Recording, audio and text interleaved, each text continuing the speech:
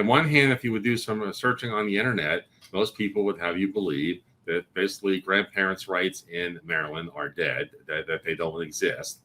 Essentially, your any rights the grandparent has is really at the pleasure or by consent of the parents. And there's just as you were saying, there are some minor exceptions, and that's only if the grandparent can show or prove what's called being a de facto parent, which is a more of a loaded legal term.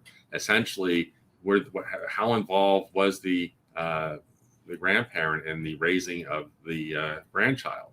Was were the biological parents living with grandma and grandpa and essentially raised in that household since birth? Then you could be essentially a de facto parent standing in the shoes of the biological parents.